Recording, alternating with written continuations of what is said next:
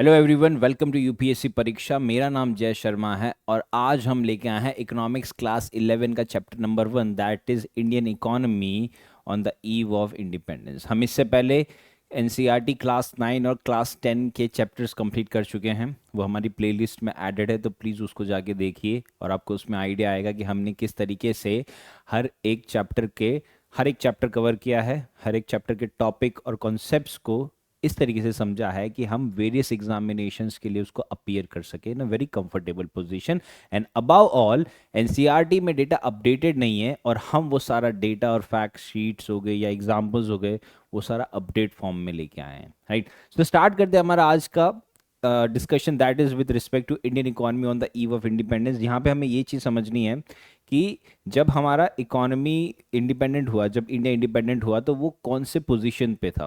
Right, तो इस पे थोड़ा सा हम अगर ब्रीफ समझते हैं, तो अगर हम रिकॉल करें कि इंडिया ऑलमोस्ट 200 साल के लिए ब्रिटिश रूल के अंडर था, यानी कि ब्रिटिशर्स ने उसको रूल करके रखा था।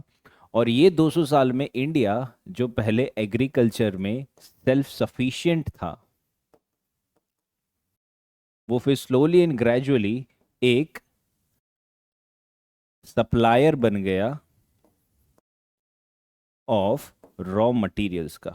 यानी कि वो जो पहले खुद प्रोडक्शन ज़्यादा करता था, वो सिर्फ और सिर्फ एक रॉ मटेरियल सप्लाई करने लग गया। किसके लिए? For the industries. कौन सी टाइप की इंडस्ट्रीज? जो यूरोपियन कंट्रीज में है। तो जो यूरोपियन कंट्रीज को रॉ मटेरियल चाहिए होते थे, वो इंडिया सप्लाई करता था at a very cheap price. And in return India क्या करता था? इंडिया इंपोर्ट करता था द फिनिश गुड्स। वो फिनिश गुड्स इंपोर्ट करता था। दैट मीन्स कि इंडिया खुद का मैन्युफैक्चरिंग नहीं था। इंडिया के पास खुद की मैन्युफैक्चरिंग नहीं थी। इंडिया सिर्फ रॉ मटेरियल उगाता था और वो फिर सप्लाई करता था।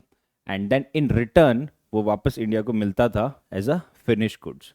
तो जो अब आगे हम स्लाइड्स में डेटा देखेंगे कि ऑलमोस्ट अराउंड 100 मिलियन तक का इंडिया एक्सपोर्ट करता था और 1 बिलियन तक का इंडिया इंपोर्ट करता था। So there was a huge trade imbalance in India. Right, तो ये सारी चीज़ें दर्शाती है कि इंडिया का जो स्टेट ऑफ इकोनॉमी था was in a very poor stage. काफ़ी पुअर स्टेज में था इंडिया का स्टेट ऑफ इकोनॉमी।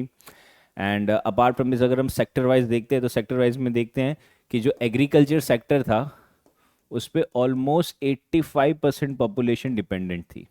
राइट, क्योंकि उन्होंने क्या किया कि मैन्युफैक्चरिंग सेक्टर बंद करवा दिया था। जो लोकल इंडस्ट्रीज थी इंडिया की, वो धीरे धीरे स्लोली एंड ग्रेजुअली बंद करवा दी और उनको डिपेंडेंट बना दिया ऑन दी फिनिश गुड्स जो वो इंपोर्ट करते थे फ्रॉम दी यूरोपियन कंट्रीज। तो उसके चलते जो वहाँ का यूथ था, जो वर्क फोर्स थी, वो सारी कहाँ चली गई? एग्रीकल्चर सेक्टर में चली गई। और अगर हम सेकेंडरी सेक्टर की बात करें, that means the manufacturing sector, तो वो सिर्फ 1200 टाइप की इंडस्ट्रीज थी इंडिया में, टोटल इंडस्ट्रीज जो इसका पार्ट थी। राइट, और ट्रेड इम्बैलेंस काफ़ी ज़्यादा था। दैट मीन्स हमने देखा कि 150 मिलियन यूरोस का इंडिया एक्सपोर्ट करता था and in return 1 billion Euros का इंडिया इंपोर्ट करता था। So that means that was a huge imbalance. Plus हमारे पास एजुकेशन फैसिलिटीज भी काफ़ी कम थी। देयर वाज जस्ट 16% पॉपुलेशन जो लिटरेट थे। अगर फीमेल लिटरेसी की बात करें तो only 7% of the females were literate. So what is this? ये आपको एक स्टेट ऑफ इकोनॉमी बता रहा है इंडिया की on the eve of independence. So this was the state of economy on the eve of independence, की एक self sufficient से वो रॉ मटेरियल का सप्लायर बन गया, जिसके अंदर वो रॉ मटेरियल एक्सपोर्ट करता है बट फिनिश गुड्स वो इंपोर्ट करता है, जिसके चलते वहां पे उसकी प्रोडक्शन कैपेसिटी नहीं है एंड उसके चलते सारा वर्कफोर्स जा रहा है एग्रीकल्चर सेक्टर में, जिसका ग्रोथ हो रहा है ओनली 1.3% जितना। Right, so this is what, ये एक स्टेट ऑफ इकोनॉमी जो थोड़ा सा पुअर स्टेज में है। राइट, एनीवेज, आगे बढ़ते हैं। हम इसको डिटेल में समझेंगे, हम एक एक फैक्ट्स को बहुत अच्छे से समझेंगे। So first of all let's understand the historical context, जो हम ऑलरेडी डिस्कस कर चुके हैं कि 2 सेंचुरी तक हमारे ऊपर थे, ब्रिटिशर्स का रूल था 2 सेंचुरी तक, जिसके चलते इंडिया का इकोनॉमिक स्ट्रक्चर पूरा ही चेंज हो चुका है।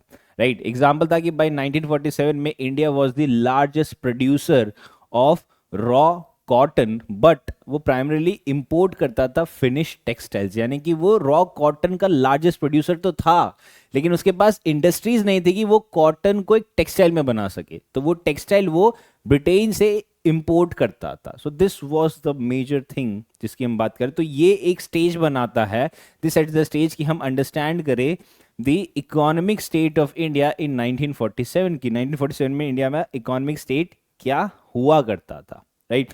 तो अगर उसके बेसिस पे देखिए कि हम एग्रीकल्चर सेक्टर देखा, जैसे हमने देखा कि 85% लोग जो पॉपुलेशन है वो एग्रेरियन इकोनॉमी पे डिपेंड करते हैं, जहां पे प्रोडक्टिविटी स्टेगनेंट है।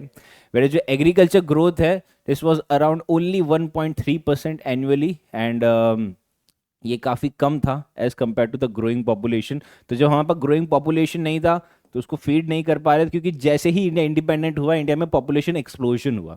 अब पॉपुलेशन एक्सप्लोजन के लिए आपको उसको फीड करवाना पड़ता है।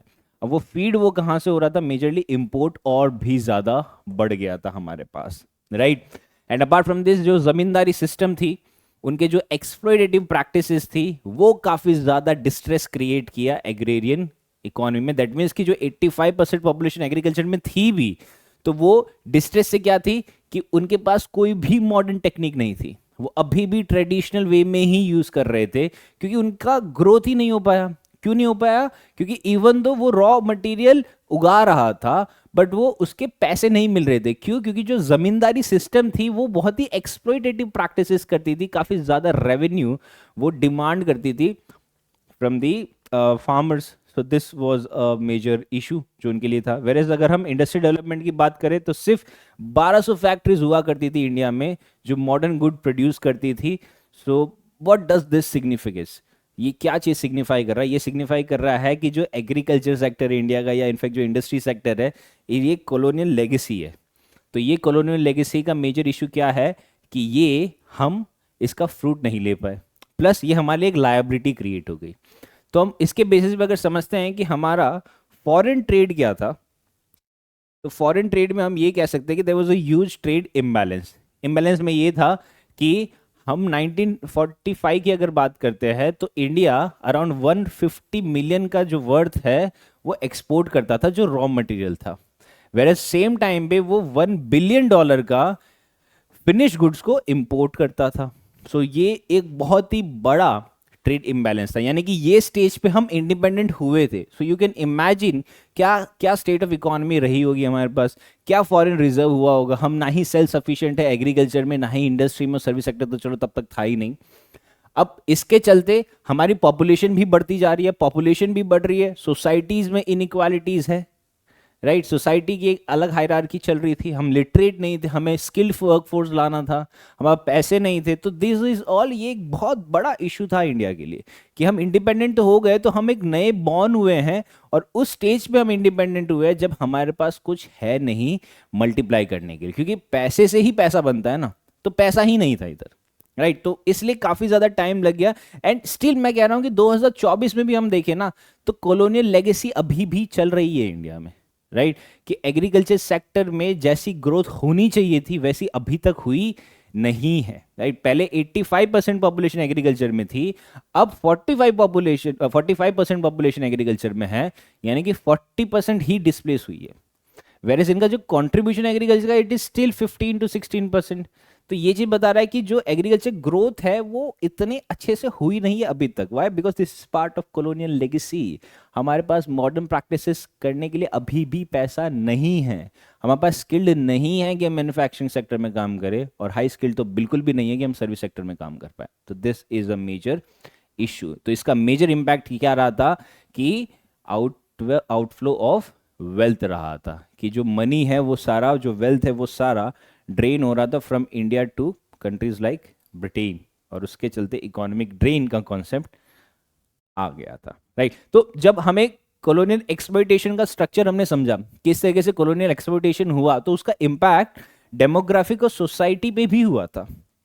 तो क्या एग्जैक्ट इम्पैक्ट हुआ था उसको अगर हम समझते हैं तो हम ये कह सकते हैं कि जब पहला सेंसस हुआ था 1881 में, तो उन्होंने बताया कि पॉपुलेशन ग्रोथ बहुत ही ज्यादा अनइवन है। कुछ राज्यों में पॉपुलेशन बहुत ज्यादा है, कुछ राज्यों में पॉपुलेशन कम है। अब जिन राज्यों में पॉपुलेशन कम है उसके अंदर मल्टीपल फैक्टर्स है कि क्यों कम है। मेजर रीजन ये बताया गया कि वहां पे मोर्टेलिटी रेट काफी ज्यादा है, राइट, क्या ऑलमोस्ट अराउंड देखा जाए तो 218 पर थाउजेंड, यानी कि 1000 बच्चों में 218 लोग जो है वो मोर्टेलिटी हो जा रहे हैं। तो ये एक बहुत बड़ा इशू क्रिएट कर रहा था। अपार्ट फ्रॉम दिस हम कह सकते हैं कि जेंडर इम्बैलेंसेस भी काफ़ी ज़्यादा था, राइट। दूध पीती प्रथा हुआ करती थी कि वो फीमेल इन्फेंटिसाइड्स था, तो वो सोसाइटल इश्यूज भी काफ़ी ज़्यादा, क्योंकि सोसाइटी ग्रो ही नहीं हो पाई, मॉडर्न एजुकेशन ही नहीं दे पाई ये लोग, तो उसके चलते वो सोसाइटी में डेवलपमेंट और जो ग्रोथ है वो हो नहीं पाया जो बाकी सारे रीजन्स में हो रहा था। तो आप ये समझ सकते हैं कि बाकी सारे रीजन्स ग्रो कर रहा था और इंडिया के ऊपर क्या लगा दिया, एक कवर लगा दिया कि आपकी ग्रोथ को एक लिमिट करके रखा था फॉर 200 ईयर्स, यानी कि 200 साल तक एक कंट्री को ग्रो नहीं होने दिया ब्रिटेन ने। सो ये बहुत बड़ा है। और अभी हमें 70 75 80 साल इंडिपेंडेंट हुए हुए हैं, तो सिर्फ 80 साल में हम 200 साल का जो हमारे पास एक्सप्लॉइटेशन हुआ है उसको सिर्फ 80 साल में कवर करना बहुत ज़्यादा डिफिकल्ट है।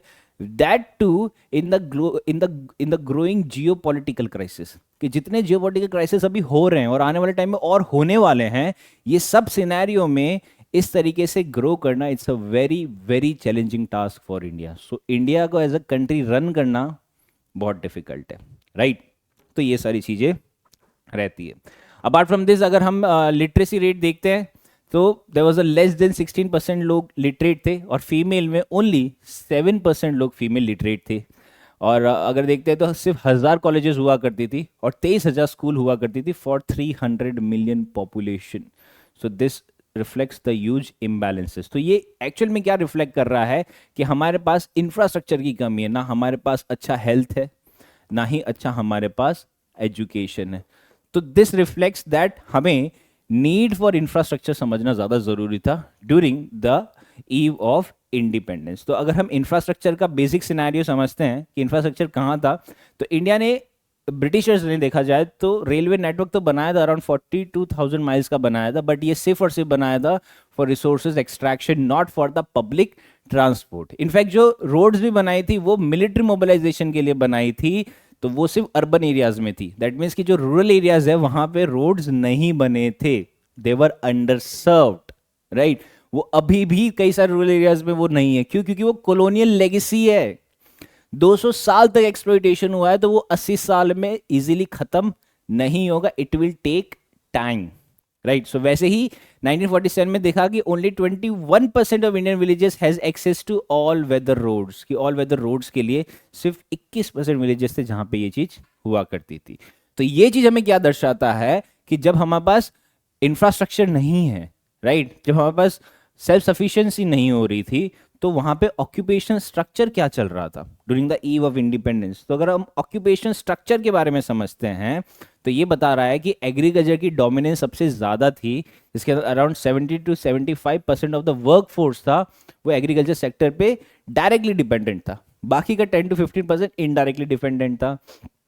और देवर मेजर क्रॉप्स थे लाइक वीट और राइस थे, वो सबसे ज़्यादा ग्रो किया करते थे, लेकिन वहाँ पे सब्सिस्टेंस एग्रीकल्चर थी। दैट मीन्स कि वहाँ पे कोई भी टाइप का टेक्नोलॉजिकल एडवांसमेंट नहीं हुआ था, कोई भी टाइप की मॉडर्न टेक्निक नहीं हुई थी, एग्रीकल्चर प्रोडक्टिविटी नहीं इंक्रीज हो रही। तभी तो हमें पुश किया था ना कि 1960s में हमें पुश होके ग्रीन रेवोल्यूशन करना पड़ा, तो वो एक इशू था। वेरएज मैन्युफैक्चरिंग सेक्टर का देखते हैं तो जो 1200 फैक्ट्रीज थी वो सिर्फ 12% का जीडीपी में कंट्रीब्यूशन किया करती थी। और इसके अलावा सबसे बड़ी चीज़ जो सिग्निफाई करता है कि रीजनल वेरिएशन भी था, कि कुछ रीजन्स में इंडस्ट्री सेक्टर्स थी, कुछ रीजन्स में इंडस्ट्री सेक्टर नहीं थी, जो अभी भी चल रहा है। मतलब आप इमेजिन कीजिए कि आज के टाइम में जो हमारे सोसाइटी में इशू हो रहा है, जो इकोनॉमी में इशू हो रहा है, these are all part of colonial legacy, कि जो रीजनल वेरिएशंस पहले थे वो अभी भी कंटिन्यू हो रहे हैं। हालांकि हम कह सकते हैं कि रीजनल वेरिएशन काफ़ी कम हो गया है, but there is still regional disparity अभी भी काफ़ी ज़्यादा है। तो this are all part of the colonial legacy. So if we conclude this, तो अगर हम इसका कंक्लूजन पे बात आते हैं तो हम ये चीज कह सकते हैं कि जो भी इकोनॉमिक के चैलेंजेस हुए at the time of independence included low agriculture productivity, under developed industries and significant social issues. तो हमारे ये मेजर इश्यूज चल रहे थे। तो इसका इम्पैक्ट क्या हुआ था कि ये इसने शेप किया developmental policies adopted in the post independence era, कि जब हम पोस्ट इंडिपेंडेंट हो गए, यानी कि हम इंडिपेंडेंट हो गए, तो we were continuing the colonial legacy, तो हमने जो भी पॉलिसीज़ बनाई ये उसको इम्पैक्ट कर रहा था, हमें रीजनल डिस्पैरिटीज़ को एड्रेस करना पड़ा, हमें रॉ मटेरियल्स के एक्सट्रैक्शन से हमें हमारी फिनिश गुड्स का बेस बनाना पड़ा, that to from zero to from start, right. So ये सारे इश्यूज है, so hence it is imperative and important कि आप एक ब्रीफ आपको आइडिया होना चाहिए that the on the eve of independence हम कैसे थे, हमारा क्या इकोनॉमी का स्ट्रक्चर था, right. So this was it from today's video. The coming video will be covering more such kind of topics. Till then, stay safe and study well. Thank you.